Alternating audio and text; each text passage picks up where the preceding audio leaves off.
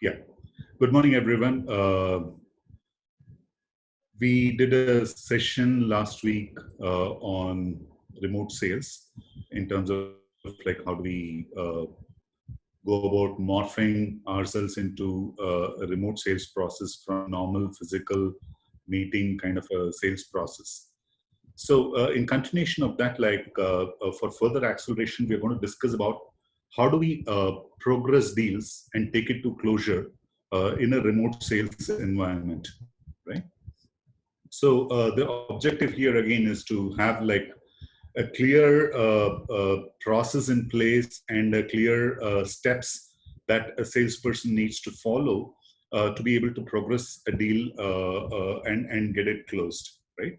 So in this session, like we'll be looking at like two different things which have a connect. The common objections that you come across during a sales cycle while progressing a deal. And then I'm also going to tell you like in every stage of the deal, what do you do to make yourself more effective in a remote sales process, right? So before that, I just want to have a quick recap on the last week's session that I did on the remote sales process. For you to be efficient, your communication has to be like very effective, right? Where like you are going to have a very targeted, crisp, personalized, and engaging content to able to reach out to your customers and get their interest. And once you identify an opportunity, your engagement should be like pretty vast, and it should be detailed. It should be engaging with all the videos, all possible details that you can bring in to give a good feel to your customer about the product or service. And then we also discussed about certain nuances, which is like how you are able to overcome the physical meeting, like kind of a situation, and overcome that through a remote process by replacing the tonality with body language, and then like frequently validating through the discussion or the engagement to ensure that like the customer is with you and like he is able to give you the right signals, right? So with that, like now let me dwell into like some of the common objections that you will face when you're selling to your customers, right? So I have a detailed deck, like detailed slides of each one of those. So first is like the brush off, right? Most of you would have seen this happen. Like they'll just say, okay, send me something, I'll look into this and I'll revert back to you, right? So this is like a very common objection, especially in the prospecting stage. And if it happens before, even like when you try and pitch your solution or a product to him, then it means it is a clear brush off, right? So for that, you need to ensure that like your opening statement is pretty effective, right? So if your opening statement starts with like product features and other things, then he might even kind of like stop you and like brush you off there. But if you open with like what is in it for him with your solution, right? It grabs his attention and he ends up listening to you further, right? And if he brushes you off after your pitch, right, it probably means he hasn't understood the product, right? He hasn't really got the sense of like what you've communicated. So you need to have a very compelling story, right, with the benefits. So when you present your product, so again, just a small disclaimer here. See, most of it, what I'm going to discuss today, will be applicable to a normal sales process, but I'm trying to give those nuances here, the finer details, which will help you do it in a remote, right? So when you're pitching to someone in a remote way, you need to be very clear in terms of like how you portray your product, right? Just beyond the features and functionalities, there are advantages and benefits that you need to stress more on, right? So that's one thing. And see, even after a few follow-ups, like after your pitch, after he has shown some interest, if there is a brush off, right, then it means that he is not seeing the value, right? So how do you ensure that like you make him see the value in your product, right? So you need to have those like value proposition build up, right? So again, like these are like just certain pointers. We can discuss each one of these points like in a very detailed way, which we don't have time today. Maybe in some future sessions, I'll try and address some of these in detail, right? So the value proposition has to be very, very clear. So next is competition. Already, like we are working with a software company, A or quick question. we are evaluating. Yeah. Are you okay for questions in between, or you would like to take them in the end? You can interrupt. That's not a problem. If possible, you can make a note of it and ask towards the end. Yeah, you can throw Okay. your question in the chat box, so that way we'll have a collection and we can go towards the end. Yeah. I think that's a good idea. Thank you. Thank you. Right. So when it comes to competition, the objection on competition, then you need to have the right battle cards, right? First, you need to know who your competition is. And then you need to do enough research on the competition and build a set of points against the competition as to how you fare against them and how you're better than them. You need to have all those very, very precise and clear in front of you, so that like when they're talking about a competitor, you provide the right value proposition that you bring on the table against that particular competitor, right? And the other common objection is procrastination, right? This is not an objection, but there's a situation. Like people generally say like, okay, let me revisit this in the next quarter or the next financial year, so on and so forth. Almost all of you would have sold something, you would have faced this objection. So this procrastination, but again, like you need to understand why is it like happening, right? Because the general prospect tendency is like they'll try and push it off. If they don't feel this is like so urgent, right? So you need to create that urgency, right? So in your pitch, in your positioning, you need to have certain urgency statements as to like, why do you have to buy this now, right? Why do you have to go in for this service or this product or the solution now? And sometimes like when they're very clear about, okay, this is not the time, like let me do this next quarter, you can also try this, right? Clearly say that, okay, I understand you don't want to kind of like invest in this now or go for it now. But however, since we are talking, like, let me take some more time to take you through this, like, let you understand this whole thing. I don't want you to buy it now. This is not a buying conversation, but let us go through this so that like you will have this in your mind, like when the time is right, right? And then like use that time to specify all the value propositions, like the tangible, intangible benefits, and like drive home the point and create that urgency. And then budget, right? Again, very, very common. Most of the times, like in an advanced stage of a deal, you come across this, like we don't have the budget for this, or our CFO will not approve, right? So what do you do, right? So here you need to go in a little deep and understand, is it really a budget constraint, right? Does he like the product, but still, does he really don't have the budget, or he is exhausted his budget for the year? So in that case, like you can still drive home the value proposition so that the buyer gets so interested and like realizes that he needs the solution. He might even go ahead and find some money somewhere to invest on this, right?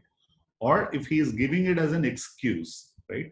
Saying like, instead of saying no, he'll say like, okay, we don't have budget for this, right? In that case, like just go with the flow, try as much as possible, but ensure that like you are driving home the value proposition well, right? Before you cut that conversation off, right? Or before you end that transaction, right?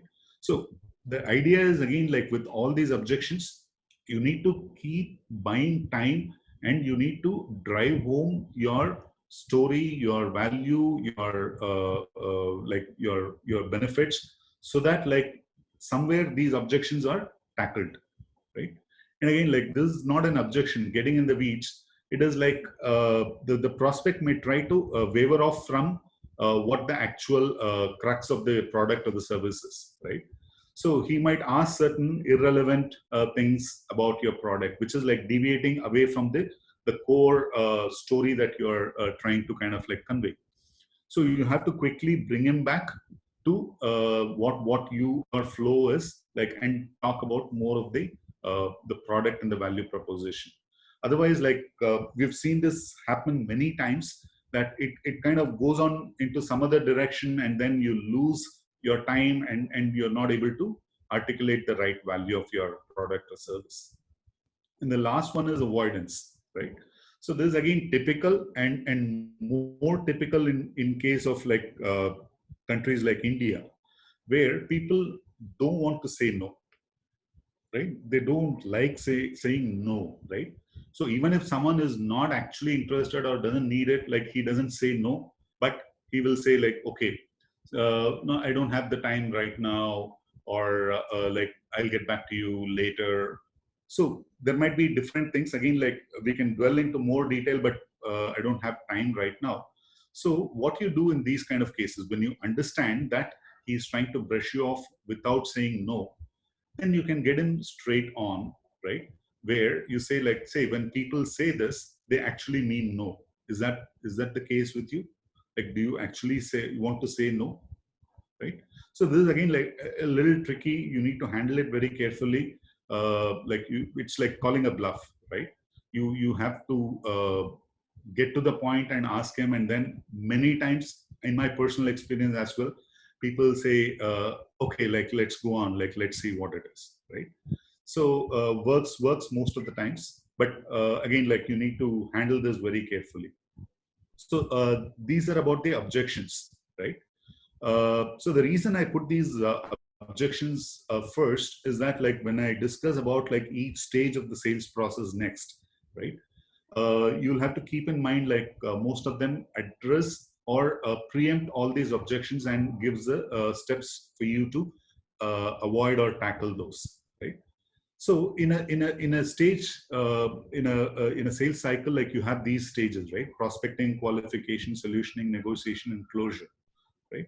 So in this, I'm just going to take you one by one, and I'm broken this into like a pre-preparation, and then a pitching, and then a qualification or a pain identification, and then a solutioning proposal, and negotiation and closure, right?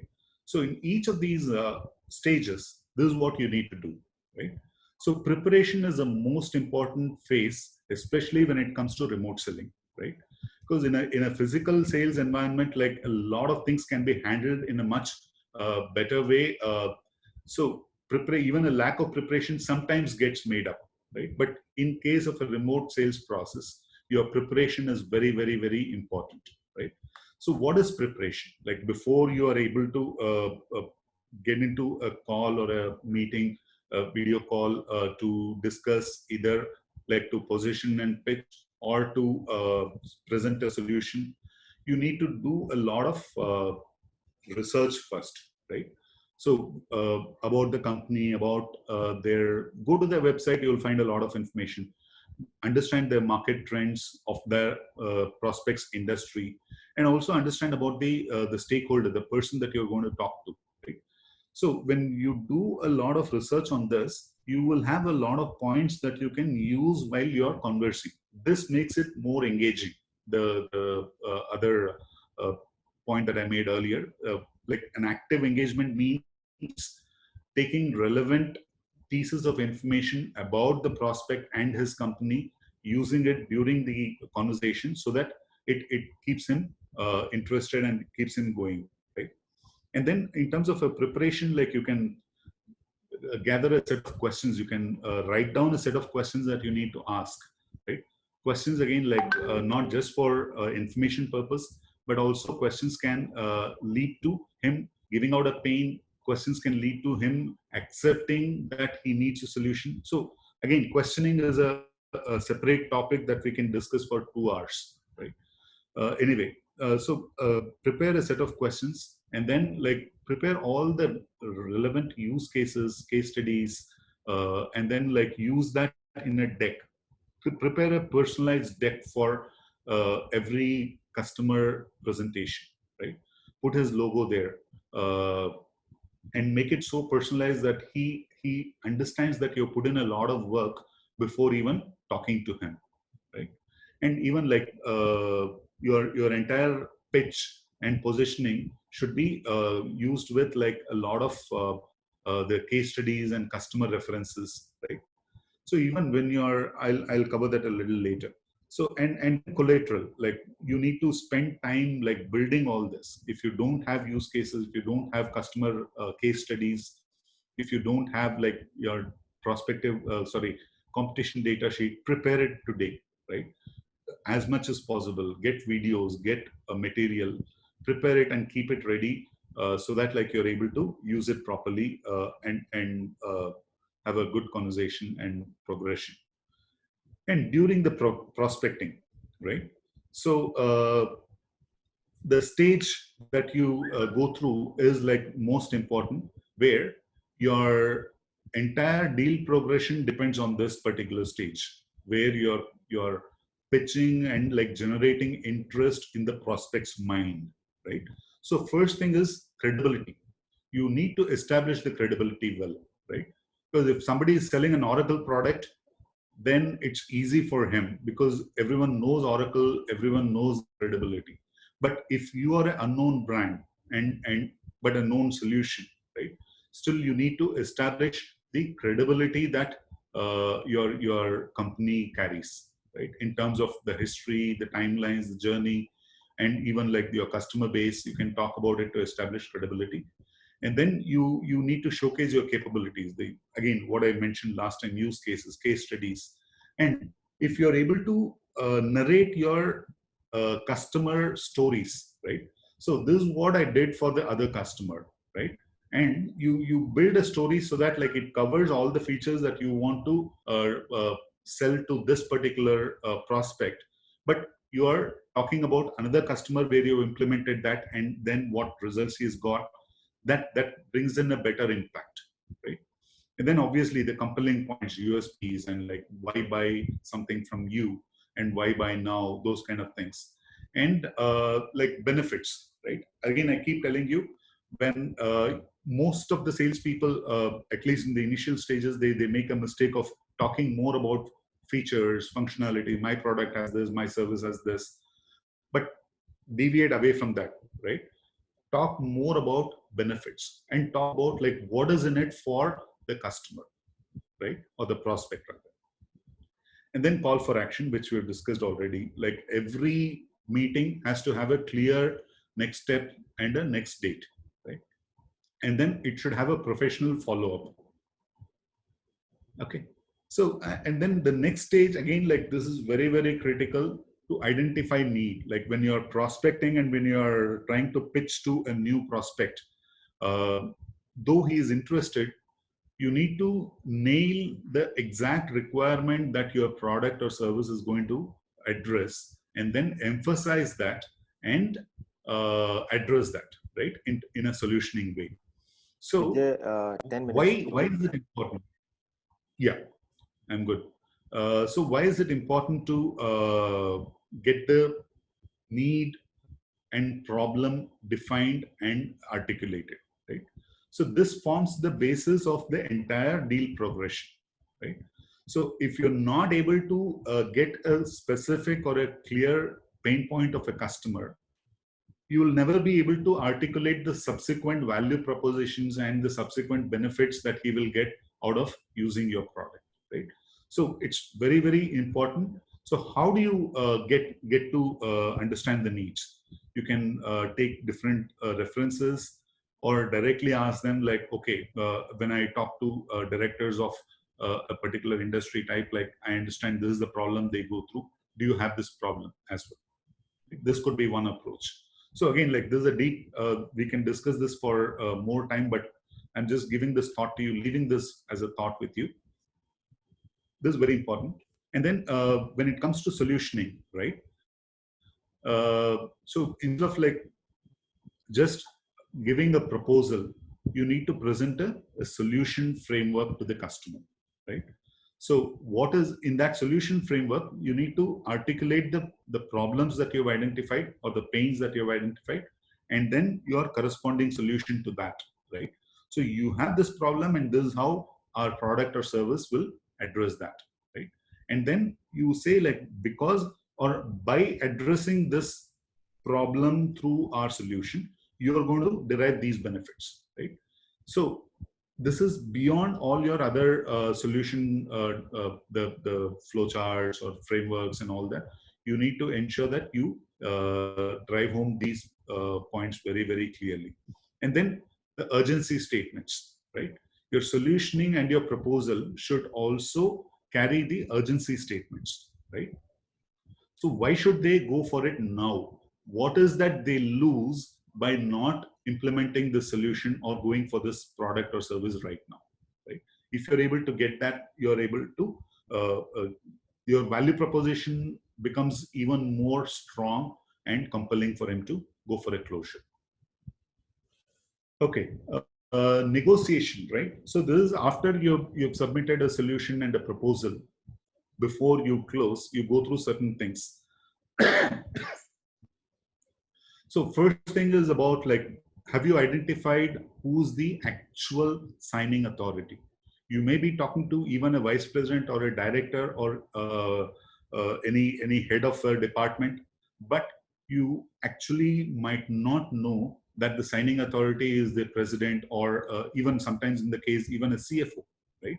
So you need to understand all the stakeholders, the entire buying process, and the relevant people, the signing people involved. You need to know who are they, so that like either you try and get in touch with them directly, or in your presentations, in your proposal, you're adding certain points that cover what those people have in mind as well, right?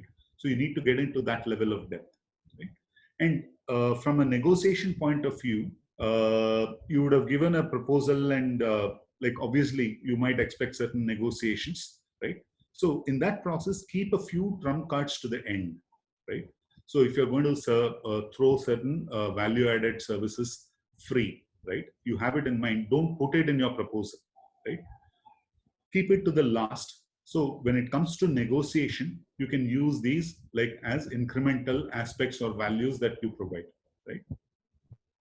And you also have to be very clear in terms of like, what is your discounting structure in case you're willing to give that.